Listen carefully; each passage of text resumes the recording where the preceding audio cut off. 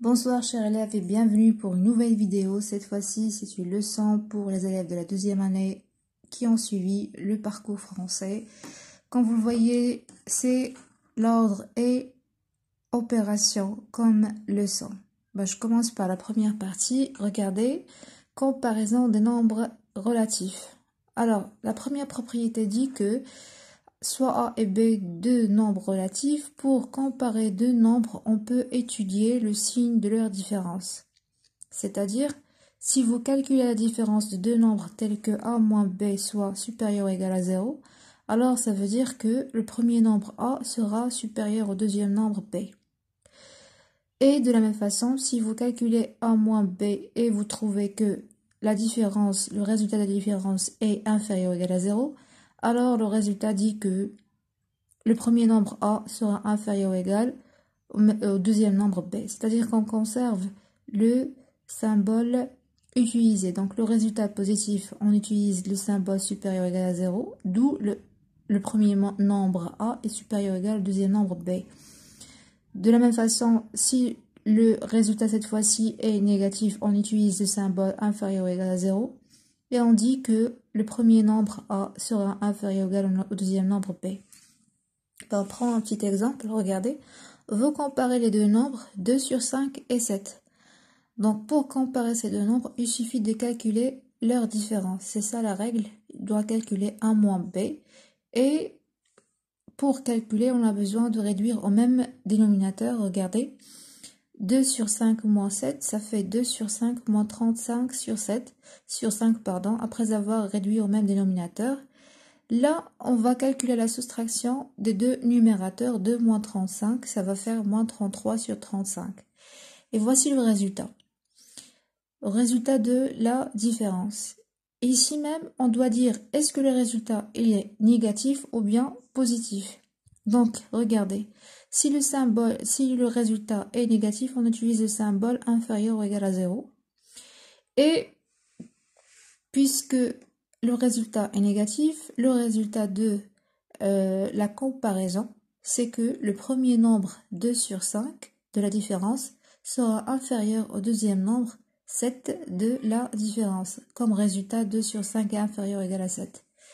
Autre exemple, regardez, cette fois-ci vous avez la comparaison des deux nombres relatifs encore une fois, 7 sur 8 et 11 sur 3. Alors, on va calculer la différence des deux nombres, 11 sur 3 moins 7 sur 8. On va réduire au même dénominateur, 24. Calculer la soustraction des deux numérateurs. Résultat obtenu, 67 sur 24. Maintenant, dans cette phase, on doit dire que le résultat est positif, mais on n'écrit pas le mot positif, plutôt on utilise le symbole supérieur ou égal à 0. C'est le symbole du mot positif en mathématiques, c'est supérieur ou égal à 0.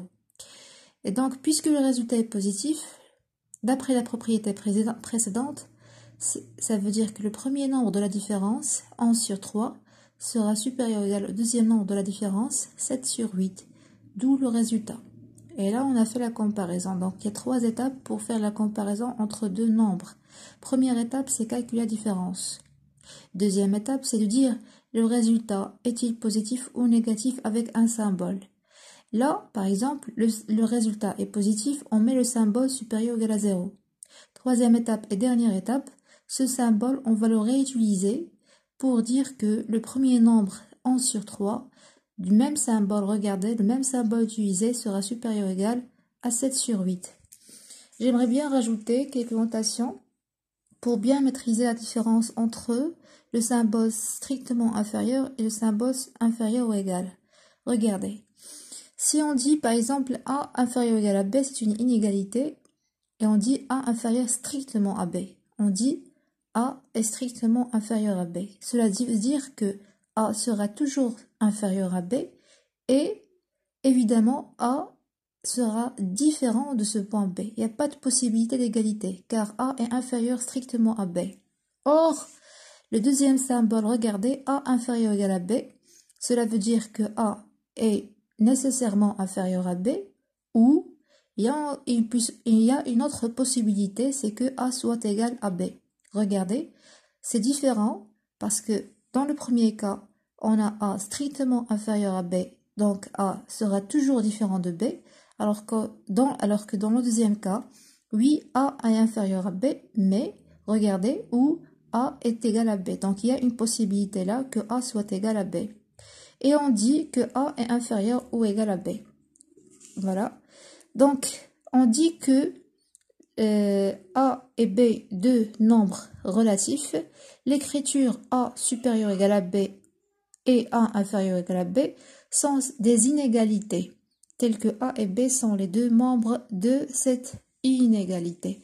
Donc, si vous dites A inférieur strictement à B, c'est une inégalité, et de même, A inférieur égal à B reste aussi une inégalité, avec deux membres bien sûr, A le premier membre, B est le deuxième membre. Donc, il est nécessaire de savoir qu'il y a une très grande différence entre la notation A inférieur strictement à B et la deuxième A inférieur ou égal à B. Donc, j'espère que c'était un peu clair. Merci pour votre attention et à une vidéo prochaine.